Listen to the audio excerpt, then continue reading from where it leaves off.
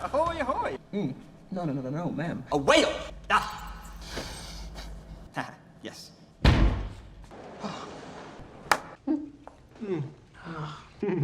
The red capes are coming. The red capes are coming. Blah, blah, blah. True! No. No, what am I? Boys! Ow! Wow! Yes, I would.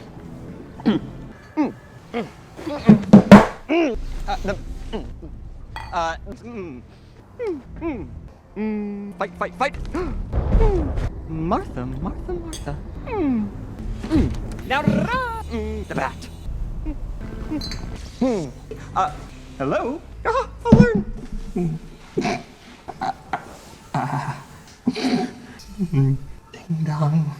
Ding ding ding ding ding ding ding ding ding ding ding ding ding ding ding ding ding. Bien le bonjour les zincs, c'est Oz. Et aujourd'hui, deuxième partie de notre FAQ. Et aujourd'hui, nous allons répondre aux questions portant sur les comics.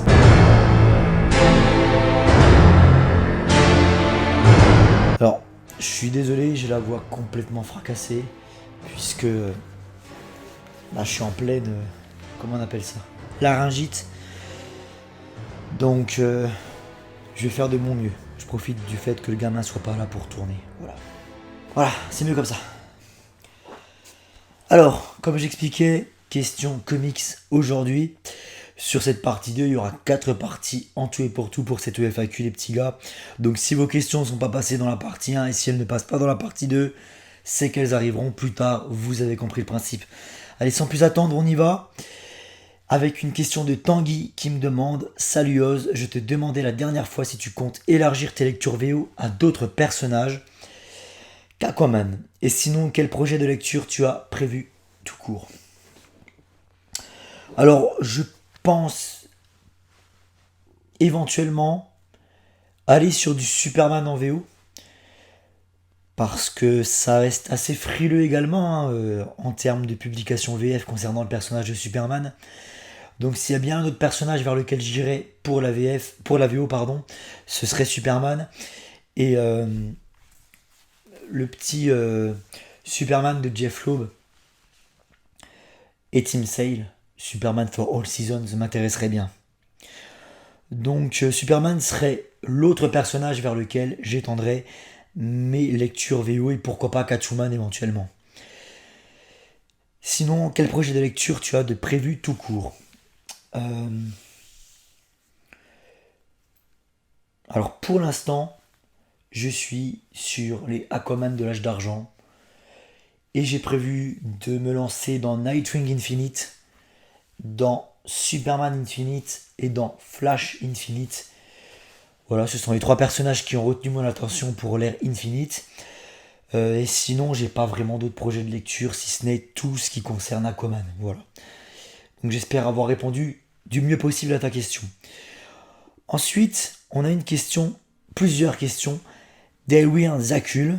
Si tu devais citer le comics qui t'a le plus marqué dans ta vie, ce serait lequel? Alors là, c'est très compliqué.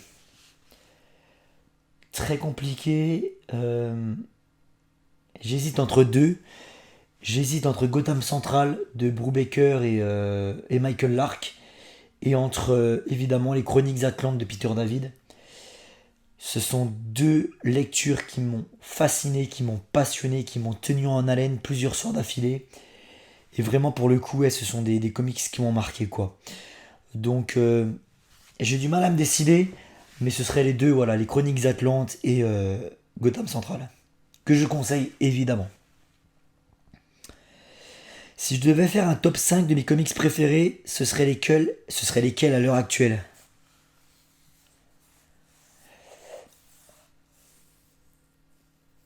Alors Gotham Central et Atlantis Chronicles sur les 2 premières marches du podium.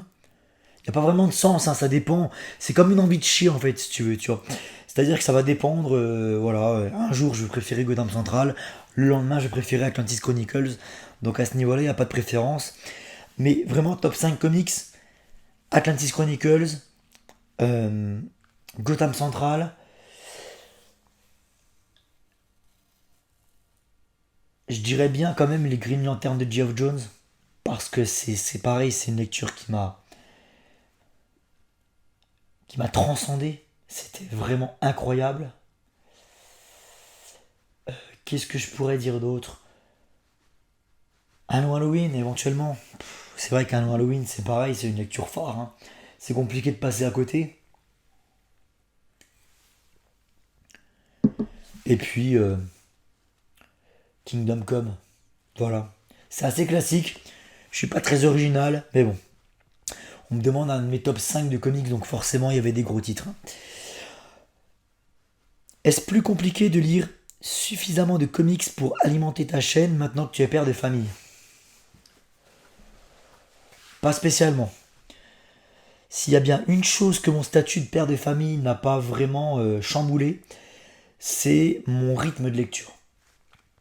Puisqu'en réalité, je lis les soirs quand je travaille le lendemain, puisque je me couche tôt, je me couche à 21h, et de 21h à 22h, parfois 22h30, je vais avoir tendance à lire. Voilà, et c'est marrant parce que du coup, quand je suis en vacances, je lis pas du tout. C'est étrange. Mais voilà, c'est mon petit rituel. Tous les soirs, quand je me couche tôt, je me lis des comics. Et du coup, le gamin est généralement couché avant moi. Donc du coup, ça perturbe pas du tout mon rythme de lecture de comics. Donc voilà. Ensuite, si je devais choisir un scénariste et un dessinateur pour les faire travailler sur le comics de mon choix, qui serait-il et sur quelle série les ferais-tu travailler? Excellente question.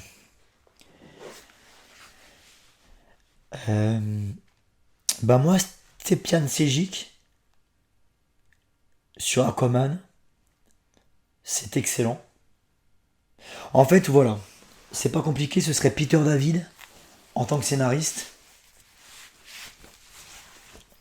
mais avec les dessins de Stepjan Sejic en fait, si tu veux. C'est-à-dire que le run de Peter David sur Aquaman, c'est probablement le run que je considère comme étant le meilleur sur le personnage.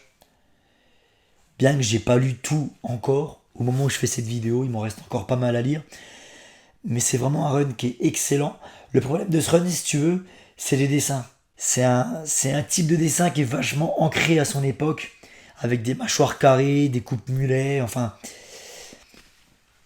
C'est très 90s en fait, voilà. Les mecs vraiment bodybuildés, testostéronés, un côté vraiment masculin. Ça manque de finesse très clairement. Ça manque de poésie aussi. C'est-à-dire qu'il y a très peu de place pour la contemplation. Quand tu lis Peter David sur Aquaman, t'as pas de décor sublime. C'est très sommaire à ce niveau-là, quoi. Je pense que le travail de Peter David avec les dessins de Stepjan Sejic, ce serait pour moi le duo de rêve, voilà, concernant mon personnage préféré. Si je pouvais rencontrer une personne liée à l'univers des comics pendant 1 heure, à qui voudrais-tu parler et que lui dirais-tu? Excellente question. Sans hésiter, Francis Manapoul, qui est probablement mon deuxième dessinateur préféré, qui avait prévu à l'époque de travailler sur Aquaman Earth One. Malheureusement, ça s'est pas fait, c'est tombé à l'eau l'année dernière. Et si je devais avoir quelqu'un en face de moi pendant 1 heure, ce serait Francis Manapoul. Et je lui demanderais ce qu'il avait prévu pour son Aquaman Earth One. Comment est-ce qu'il aurait retravaillé l'origine story d'Aquaman? Qu'est-ce qu'il avait prévu sur 3 épisodes concernant le personnage? Ça, c'est vraiment quelque chose qui me tient en haleine, quoi, si tu veux. Quelles seraient tes premières décisions éditoriales si l'on te confiait la direction de DC Comics? Même question pour Urban Comics. Alors pour Urban Comics, c'est facile. Je lancerai la série Peter David présente Aquaman, avec en tome 1 les Chroniques Atlantes, et puis en tome 2 Time and Tide, mini-série en 4 épisodes. En tome 3, 4, 5 et probablement 6, il y aurait le run d'Aquaman, les 48 issues, 46 je crois. Donc voilà ce que je ferais si j'étais à la tête de la ligne éditoriale de DC Comics. Peter David présente Aquaman Voilà, avec une magnifique reliure avec le titre en orange là. Ça aurait de la gueule dans une collection ça, putain. Après c'est compliqué tu vois parce que les décisions euh, que prennent Urban Comics concernant leur ligne éditoriale, elles me parlent pas forcément. Mais après moi ils en ont rien à foutre de ma gueule si tu veux. En fait ils s'adressent au public le plus large du terme. Eux, ce qu'ils veulent, c'est toucher un maximum de monde pour vendre un maximum, et je peux les comprendre. Et c'est pour cette raison qu'ils vont multiplier les titres autour d'Harley Quinn et de Batman, quoi. Qui sont plus des personnages qui me parlent à l'heure actuelle. Donc je suis pas forcément d'accord avec ce qu'ils font, mais je comprends parfaitement la démarche, quoi. Et si on veut avoir une industrie des comics qui tienne le coup en France, il faut avoir Batman en figure de proue. Quand tu fais du DC Comics, c'est obligatoire, voilà. Donc je pense que malheureusement, même si j'ai envie de faire des choses, je serai contraint de faire des choses que j'ai pas forcément envie de faire, tu vois. Mais ça, c'est propre à n'importe quel mec qui travaille, j'ai envie de te dire. Euh, donc voilà. Et concernant DC Comics, alors là, honnêtement, je suis incapable de te répondre. Je pense qu'il vaut mieux laisser ça aux professionnels, voilà. Encore bravo pour ces 10 ans sur YouTube et merci d'avoir pris le temps de répondre à cette montagne de questions. Merci à toi, Elwin, pour tes questions. Ensuite, on a une question de Flo.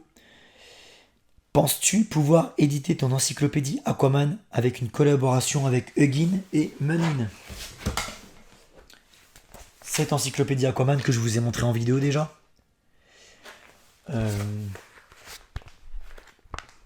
D'ailleurs, je l'ai mis à jour depuis la vidéo. J'ai décidé pour chaque période de lister les artistes importants de la période en question. Quels scénaristes et quels dessinateurs étaient importants pour le personnage d'Aquaman à chaque époque. Âge d'argent, âge d'or, etc., etc. Ça, c'est la petite mise à jour que j'ai apportée depuis la dernière fois. Bref. Ouais, je serais ravi de travailler en coopération avec Huggin et Munin pour qu'ils éditent ça. Honnêtement, ça serait vraiment l'aboutissement de ce travail. Si un jour, alors là c'est du conditionnel, hein, si un jour il y avait une encyclopédie Aquaman dans le commerce, sur le marché français, sur le marché européen qui plus est, alors là, avec mon blase de crédité, je serais le plus heureux des hommes si tu veux. Parce que ça voudrait dire que grâce à moi, il y a eu une encyclopédie qui a été faite concernant mon personnage préféré pour le marché européen. Ça serait la folie furieuse. J'y crois pas trop malheureusement. Parce qu'Aquaman c'est pas un personnage vendeur. Donc voilà, je pense pas que honnêtement ça les intéresse. Mais là ce serait le pompon quoi, clairement. Après tes lectures et ton épopée sur Aquaman, vers quel univers iras-tu?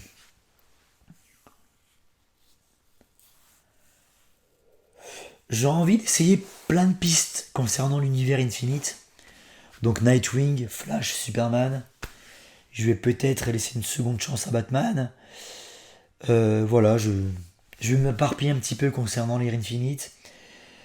Après, honnêtement, j'ai pas d'air prédéfini. En fait, j'aime bien bouffer un peu à tous les râteliers. Tu vois, là, je sors de chez Mommy Comics et j'ai acheté le Mister Miracle de Tom King. Tom Taylor ou Tom King? Putain, j'ai un doute. Je crois que c'est Tom King. J'ai acheté son Mister Miracle parce que je me suis dit, putain, c'est un personnage que j'ai envie de découvrir davantage. Donc, en avant Guingamp, quoi. Donc, j'ai pas vraiment d'univers propre que j'ai envie d'explorer plus qu'un autre. J'ai envie d'explorer au maximum l'univers d'ici. Voilà. Avec tout ce que ça implique. Et donc pas d'AD, je suis désolé, pas de Marvel non plus. C'est pas prévu. En tout cas, merci à toi pour ta question, Flo. Pour tes questions. Question de Aizen SSJ.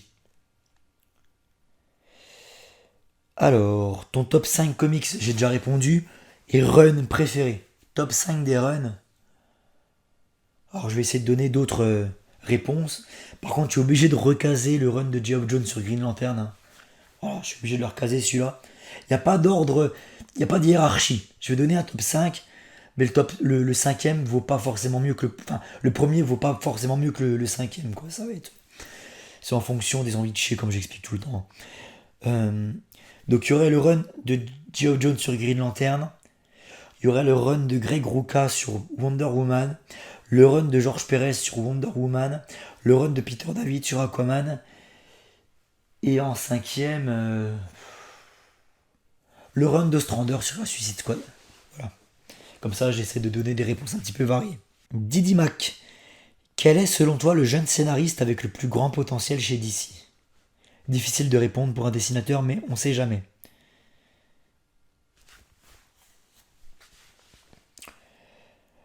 Excellente question, j'en ai aucune idée en fait, parce que je suis pas suffisamment connaisseur pour connaître le nom des scénaristes déjà, à part les plus connus évidemment, hein. Mais alors les nouveaux scénaristes, les plus jeunes, honnêtement je les connais pas. Je les ai peut-être déjà lus, mais je ne sais pas forcément qu'il s'agit de jeunes scénaristes. Voilà, j'ai peut-être vu leur nom quelque part, mais je sais pas pour autant quel âge ils ont ou s'ils commencent dans le métier, j'en sais rien. Donc là je suis désolé, je suis incapable de te répondre. Une nouvelle preuve que je ne suis pas du tout un spécialiste d'ici, vous l'avez compris. Et pareil, même réponse pour ce qui est des dessinateurs. Voilà. Je sais que Jorge Jiménez est assez récent dans le milieu, on va dire. Et honnêtement, donc moi, le seul travail que j'ai lu de Jorge Jiménez, c'est Batman Infinite. Et j'ai trouvé son travail impeccable. La retranscription des scènes d'action, c'est du jamais vu pour moi. C'est-à-dire que tout est fluide, tout est limpide. Parce que c'est le problème. Tu vois, par exemple, chez Capullo, c'est beau. Mais je trouve qu'avec les scènes d'action, il a du mal. Parce que par moments, il fait des gros plans sur des objets et tu sais pas ce qu'il a envie de représenter. Bref, c'est assez brouillon, je trouve, par moments, Capullo. Au niveau des scènes d'action, ou en tout cas, les séquences qui sont censées être vachement dynamiques. Je trouve que Capullo, c'est pas le meilleur à ce niveau-là. Par contre, tout le reste est magnifique. Mais alors, Jorge Jiménez, lui, c'est beau partout. Voilà. Le mec, il est chaud à tous les niveaux, quoi. Et au niveau des scènes d'action, au niveau du découpage, c'est novateur. C'est limpide, tu comprends parfaitement le sens de lecture, ce qui n'est pas forcément le cas de tous les dessinateurs. Et quand j'ai lu Batman Infinite, donc je sais que lui c'est un nouveau, c'est un nouveau. Il est plus proche du début que de la fin, j'imagine, hein. Et je me suis dit, ce mec-là, je pense qu'il a déjà atteint son paroxysme. Ça va être compliqué de faire mieux que ce qu'il fait actuellement. S'il y arrive, alors là, ça va être la folie furieuse, quoi. Et j'aurais dit aussi Francis Manapoul parce que j'ai l'impression qu'il est assez jeune, Francis Manapoul. Je suis abonné à sa chaîne YouTube, donc je suis ce qu'il fait. Mais c'est parce que c'est un Philippin, si tu veux. Et les Philippins, ils ont 45 ans et en fait, ils ont des tronches de 25 ans. Donc c'est trompeur. Donc je vais pas m'avancer, je vais pas dire Manapoul du coup parce que je suis incapable de dire l'âge qu'il a. Ensuite, Axel K, qui me demande au niveau lecture, quelles sont mes dernières lectures. Je vais te chercher ça, bouge pas.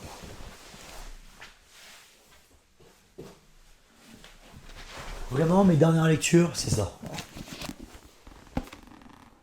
Donc, il y a le tome 3 qui est dans la chambre, mais il y a ma gonzesse qui dort, donc je vais pas aller le chercher.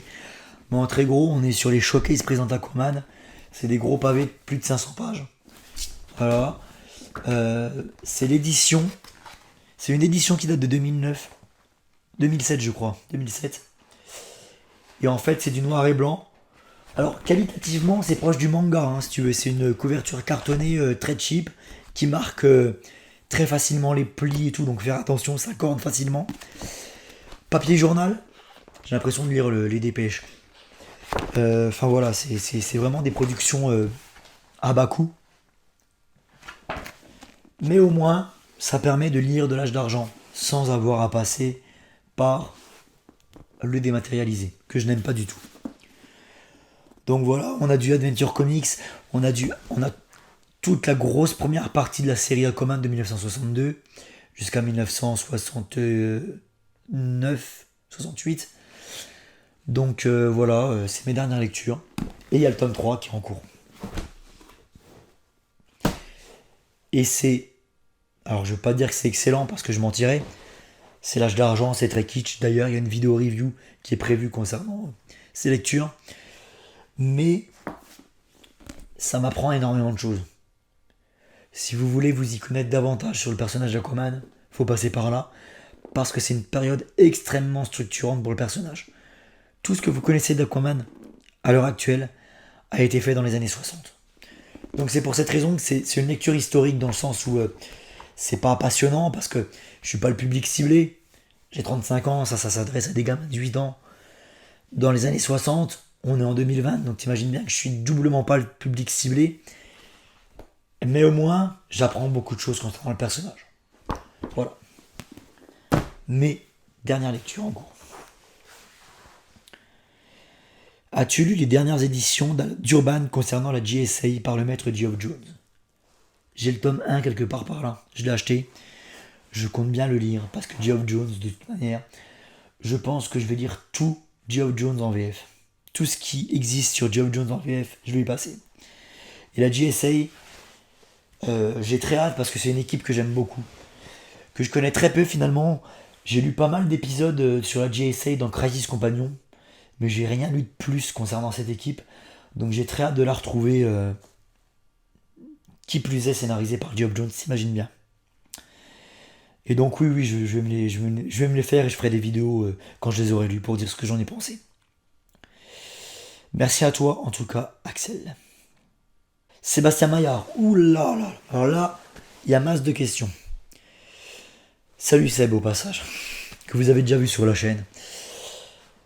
Ils sont où les showcases sur Aquaman? Bah tiens, tu tombes bien mon poteau, ils sont là. Voilà. Alors celui-là je l'ai acheté en neuf. Le tome 2 c'est le plus facilement trouvable. Dans le tome 2 vous avez la rencontre avec Mera, le mariage avec Mera, la naissance du bébé et le premier couronnement d'Arthur. Donc quand je vous expliquais que c'était extrêmement fondateur pour le personnage, je ne mentais pas. Là on a le tome 1. Le tome 1 c'est la refonte du personnage par Robert Bernstein, donc les nouvelles origines, celles que vous connaissez. Après il y a beaucoup d'adventure comics là-dedans. Le tome 3 c'est la première apparition de Tulla, la première apparition de Black Manta, la première apparition de Ocean Master, donc du pain béni quoi. Donc ils sont là, voilà, le troisième il est à côté, mais je vais pas aller te le chercher parce que sinon il y a ma gonzesse qui va péter un câble là, elle pas à l'heure actuelle. Donc voilà. On aime le monde du western tous les deux, est-ce que tu as des BD franco-belges sur cet univers et lesquels? Alors j'ai du Lucky Luke. 15-20 albums de Lucky Luke. J'adore Lucky Luke. C'est mon autre héros Lucky Luke. J'adore le principe du mec qui prend son cheval, qui part sans but, si ce n'est que de sauver la veuve et l'orphelin sur sa route, et il part dans le soleil couchant. Il n'y a pas de route prédéfinie, c'est l'aventure. J'adore ce principe. Ça me faisait rêver quand j'étais gamin. Voilà, c'est une époque que j'aime énormément, qui me passionne, qui me fascine. Donc Lucky Luke, c'est...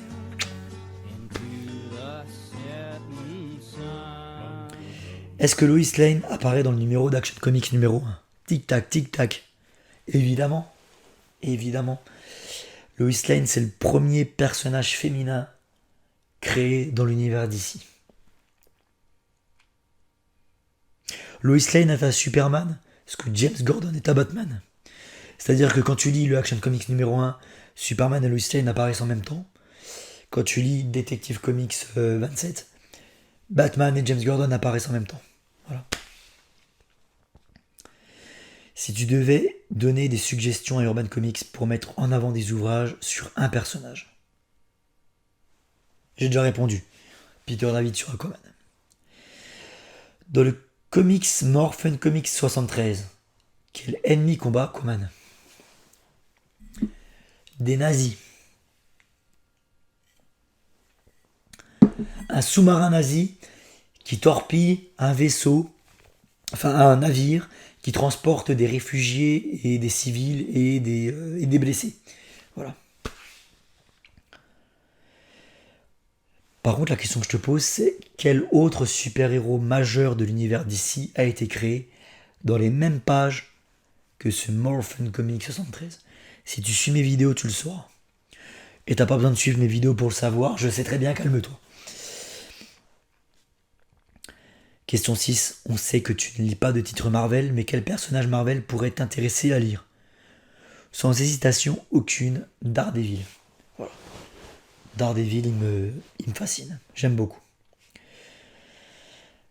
La réponse à la question 3 est oui, on est d'accord. Est-ce qu'il y a des comics indés qui pourraient t'intéresser, non édités par Urban? Hellboy, Judge Dredd, Walking Dead, The Mask. Je sais pas. Je m'y connais pas suffisamment en indé pour te sortir des titres comme ça. Quel dessinateur peut te faire acheter un comics les yeux fermés? Un dessinateur. Manapool. Et Sejic. Sejic parce que j'ai acheté un bouquin qui s'appelait Arline. Tu vois, donc c'est pour te dire. La réponse à la question 5 est l'armée allemande aidée par des dauphins, on est d'accord. Dauphin qui est le premier animal avec lequel Aquaman communique. Quel scénariste peut te faire acheter un comic les yeux fermés? Geoff Jones? Je suis pas très original, mais... Et je dirais Ed Brubaker aussi. Et je peux te dire quel scénariste me ferait pas acheter un bouquin même si c'était du Aquaman? Grant Morrison.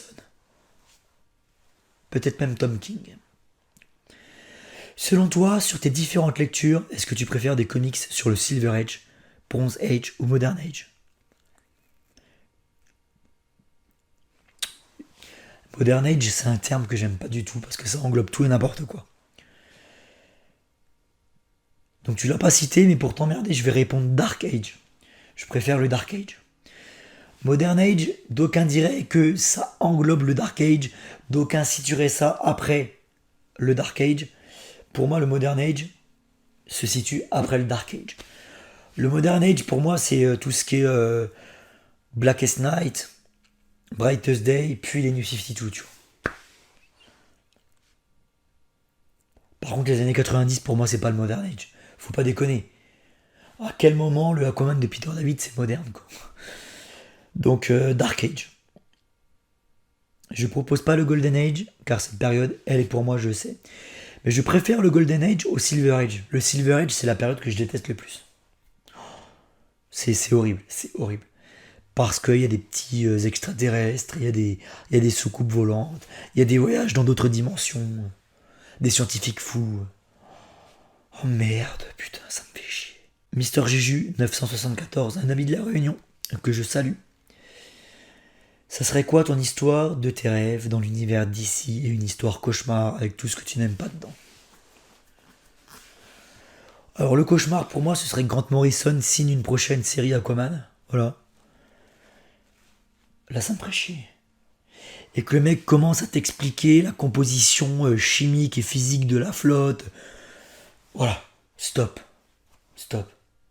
Et qui viennent te dire qu'en fait l'eau c'est un élément extraterrestre qui a été importé d'une autre planète à une époque reculée.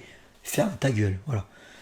Ça serait le pire de mes cauchemars, ce serait Grant Morrison face du Aquaman.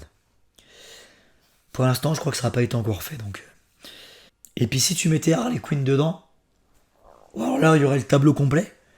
D'ailleurs, ça me fait penser qu'à la fin d'Aquaman Rebirth, qui était une bonne lecture, hein, à la fin, bah t'as quand même la Suicide Squad. Et pas la Suicide Squad que j'aime, hein. La Suicide Squad de merde avec Harley Quinn dedans, quoi. En fait, je suis en train de lire du Aquaman. Tu vois, je suis en train de lire le dernier tome de Aquaman Rebirth que j'ai bien aimé jusque-là. Et là, je tombe sur Harley Quinn, si tu veux. Ça aussi, c'est un élément de cauchemar pour moi, quoi. Et l'histoire de mes rêves? Je sais pas, faites-moi rêver, les scénaristes, faites-moi rêver, j'en ai pas. Une nouvelle origin story pour Aquaman. En fait, je sais ce que c'est l'histoire de mes rêves. Ce serait une série Aquaman sur le long terme et qui soit traitée comme, grosso merdo, Peter Parker a été traité. Alors attention. Spider-Man, je sais qu'il y a beaucoup de lecteurs qui lui reprochent de ne pas évoluer, d'être bloqué à un statu quo et de jamais outrepasser ce statu quo, de jamais avoir de gosse, de jamais vieillir. Et c'est vrai que c'est le problème de Spider-Man. Mais si tu regardes l'évolution de ses personnages dès le départ, la façon dont son univers a été créé, dans les années 60. Et pourquoi je vous parle de ça? Tout simplement parce que je suis des excellentes vidéos de G, des rubriques de G concernant les intégrales Spider-Man qu'il fait avec Anto. Donc ça me permet de comprendre un petit peu comment l'univers est façonné. Et moi, c'est clairement le genre de truc qui me passionne. Quand un univers est façonné comme ça, qu'il n'y a rien à la base, et que petit à petit on incorpore des méchants qui vont devenir emblématiques par la suite, des personnages comme Mary Jane, avant elle Gwen Stacy, etc., qu'on en fait mourir certains, qu'on en fait survivre d'autres, qu'on en fait évoluer, etc., etc., je trouve ça passionnant. Le fait qu'à la base, Peter Parker soit un étudiant, et qu'après il devienne chef d'entreprise ou je sais pas quoi, ça je trouve ça excellent. Et moi je rêverais d'une série Aquaman où lorsqu'on commence, le personnage soit un adolescent. Voilà, qui se cherche, il sait pas vraiment qui il est. C'est un ado, il a 16 ans. Jusqu'à ce qu'on voit dans Kingdom Come à la fin, quand il a la grosse beubare grisonnante, qu'il a la couronne, qu'il est dans le trône d'Atlantide, et qu'il envoie chez Superman. Tu vois. Putain, la classe. La totale classe, mec. Ça serait stylé d'avoir une série sur le long terme comme ça. Ce serait l'histoire de mes rêves. Et à force de ne pas l'avoir, je pense que je vais finir par l'écrire. Donc me chauffez pas. Voilà, merci à toi en tout cas, Mister Juju. Lucas Trussardi. Salut Oz, je sais que tu ne lis que du DC, mais que penses-tu lire? Mais penses-tu lire un jour des comics autres que DC avec des scénaristes ou dessinateurs que tu aimes? Geoff Jones sur Avengers par exemple. Non. Pas le temps, pas l'argent, les petits gars, désolé. Je reste focus. Cela dit, merci pour ta question. Wally West, qui a accidentellement changé la timeline, et c'est pour cette raison que j'ai dû reposer les questions une deuxième fois, le petit gars. C'est de sa faute, encore et toujours ce salopard. Lis-tu des comics Flash? Surtout Wally West, car c'est le meilleur. Alors en Flash, j'ai lu le Flash des origines, enfin, je me comprends, Carmine Infantino et John Broome, voilà, les années 60-50. Donc Flash la légende, j'ai lu Flash du 52, dont j'ai bien aimé la première partie, beaucoup moins la deuxième. J'ai lu le Flash de Geoff Jones, dont on attend toujours le 5e tome, ou 6e, je sais plus. 5e. Ça c'est de la dynamite. Le Flash Anthologie que je conseille aussi, avec une excellente histoire de Mark Waid à l'intérieur. J'ai la voix qui part complètement en javel, je suis fracasse, je suis désolé. Et c'est tout. Bon, c'est déjà pas mal, me direz-vous. Et si je devais lire autre chose en Flash, ce serait évidemment le Flash de Mark Waid. Mais je dirais pas sur de la VO pour Flash, parce que je pense que ça serait trop compliqué. Parce que qui dit Flash dit voyage dans le temps, dit trop de données physiques, trop de chiffres, tu vois. Des voyages dans le temps, dans le passé, des retours. En VO, non, je ne veux pas m'infliger ça en fait. Quel comics qui est en VO que tu attends le plus en VF? Superman for All Seasons. Histoire de donner un petit peu d'autres réponses. Sur un plan de 10 ans, que verrais-tu en film? Donc ça, je répondrai plus tard. Quel personnage mériterait d'avoir son propre run ou bien one shot? Un personnage qui n'a pas eu de série comme Vixen, Black Lightning. Bah, les deux que tu cites sont intéressants. Je pense que Vixen, il y a moyen de faire un truc super cool sur elle. Ouais.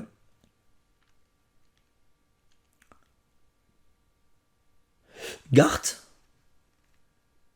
Non? Non, pas d'accord. Je suis pas d'accord non plus. Hein. Personnage qui mériterait d'avoir son propre run. Je pense que à force de trop nous abreuver avec du Batman et des personnages connus, bah, on a peut-être tendance à se détourner des autres personnages. Et de ce fait, bah, ça saute pas aux yeux en fait. Tu vois, là, j'allais te répondre Selina Kyle, j'allais te répondre Catwoman. Mais Catwoman, elle a des runs à elle. Mais le problème, c'est que on bouffe tellement de superstars, quoi, que bah, t'as tendance à faire un petit peu l'impasse sur d'autres. Et comme j'expliquais, quand je suis allé chez Mommy Comics cet après-midi, en fait, je suis ressorti avec un bouquin Mister Miracle. Parce que moi, j'ai envie d'être surpris, j'ai envie de lire un peu autre chose, tu vois. Donc, Il y a probablement énormément de personnages qui méritent d'avoir leur propre run. Et là, il y en a tellement que je suis incapable de t'en citer un. Tu vois. Voilà, c'est... Même chez des super vilains. Captain Boomerang. Captain Boomerang, j'aimerais bien avoir une série sur lui, quoi. Je l'achèterais, je la dirais. Parce que ce personnage, il me fait délirer, quoi. Mais, enfin, c'est le beauf australien.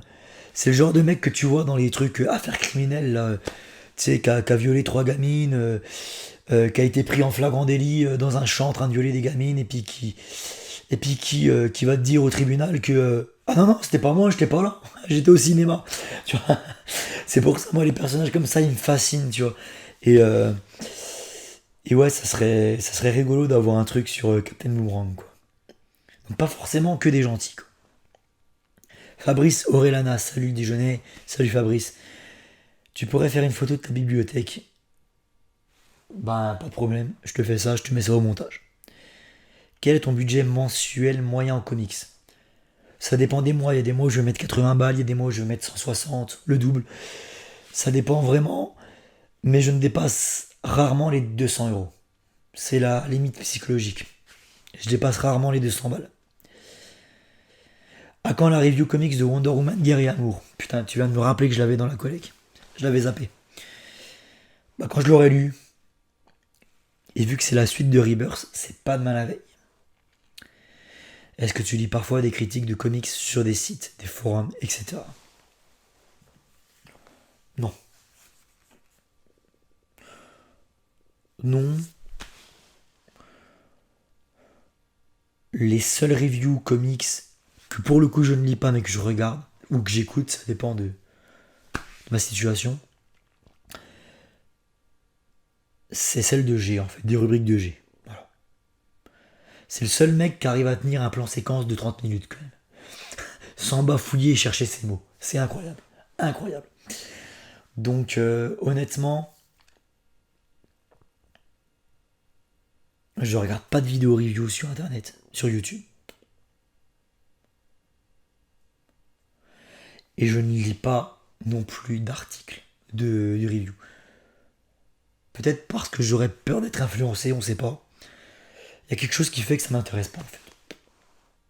C'est paradoxal parce que c'est ce que moi je fais sur YouTube. Je fais quelque chose qui moi ne m'intéresse pas. Dans l'autre sens. Donc c'est paradoxal. Mais la vie est faite de paradoxes. Isso. Salut, je repose ma question du coup. Quel personnage de l'univers d'ici trouves-tu pas assez exploité?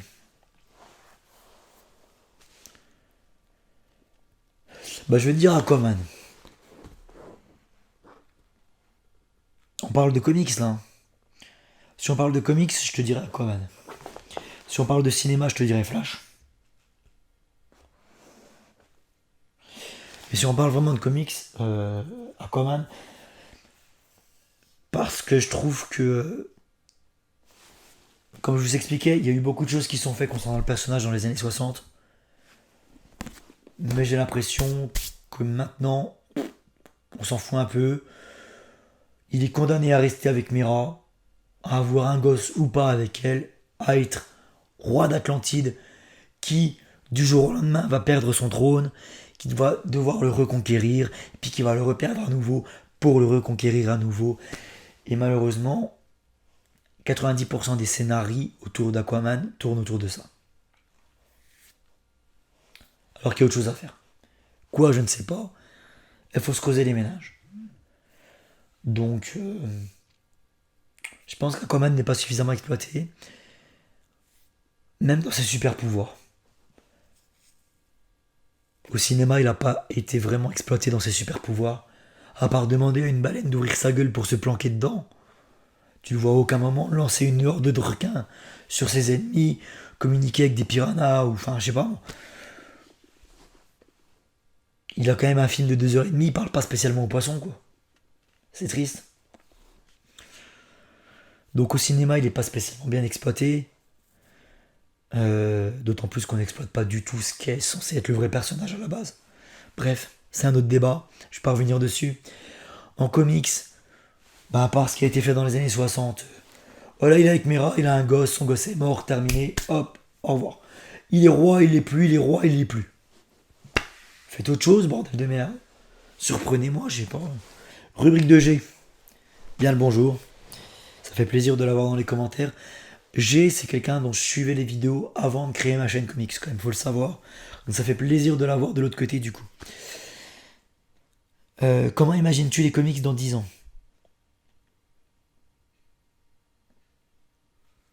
Mièvre. Fade.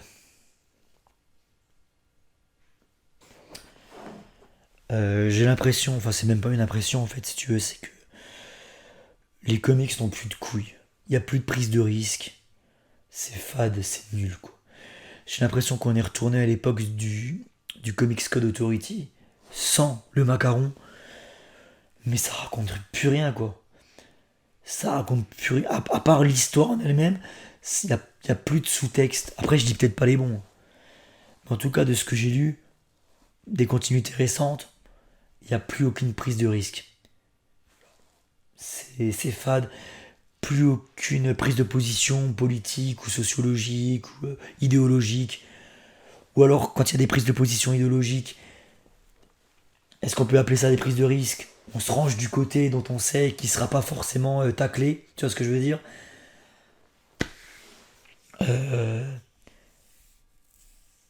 Si tu veux me délivrer un comics anti-Trump en 2020, c'est pas une prise de risque. Et dans 10 ans, je pense que ce sera encore pire. Voilà. On n'est pas à une époque de censure au sens strict du terme, c'est-à-dire que tu as des comics violents, tu as des décapitations, des démembrements, tu as du sang, tu as du sexe. Donc c'est pas de la censure à ce niveau-là. Mais par contre, sur la politique internationale, on se contente d'aller dans un sens, le sens de la pensée commune, tu vois, et voilà. On va pas hors des sentiers battus, si tu veux, et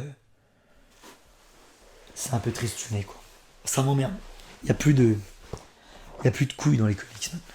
Tu vois, quand on doit taper sur une religion, on tape encore et toujours sur le christianisme. Tout le temps, c'est tout le temps les mêmes qui trinquent, c'est tout le temps, c'est bon. Dire qu'un prêtre est pédophile, si tu veux, maintenant, c'est limite devenu une blague, tu vois. Pour moi, c'est pas une prise de risque. Voilà. Donc, ça m'emmerde. À ce niveau-là, ça m'emmerde. Ciné chiche. Salut Os, tu as l'air blasé de la continuité actuelle. Justement. Tu ne dois rien prendre, même pas du Superman Infinite. Si, je vais quand même laisser leur chance à Superman et à Flash. Et à Nightwing. Et on a fait le tour. J'espère que je n'ai rien oublié pour cette partie 2 de la FAQ, les petits gars. Si votre question n'est pas encore passée, ne vous inquiétez pas, elle va arriver plus tard. Voilà, j'essaie de trier ça du mieux que je peux. Afin de ne pas faire des vidéos de 3 heures. Voilà. Bref, il y aura 4 épisodes comme j'expliquais. J'espère que ça vous a plu. Désolé pour la voix complètement éteinte. C'est dur. Et d'ailleurs, je suis bien content que ça se termine parce que là, je commence à fatiguer. Voilà. Après, ça me permet justement d'illustrer ce que j'expliquais dans la première FAQ. C'est pas une condition optimale pour moi pour faire la vidéo, mais quelque part, le gamin, il est pas là ce soir, il est chez les grands-parents. Donc du coup, bah, si je le fais pas là, je sais pas quand je pourrais le faire, tu vois. Voilà. Bref, merci à vous tous en tout cas les petits gars d'avoir posé vos questions. Et évidemment, je vous donne rendez-vous la semaine prochaine, j'espère, pour l'épisode 3. Et évidemment, il y aura l'épisode 4 dans la foulée. L'épisode 3 sera centré sur le cinéma. Toutes les questions en rapport avec le cinéma. Voilà. Ciao les zincs et à très bientôt.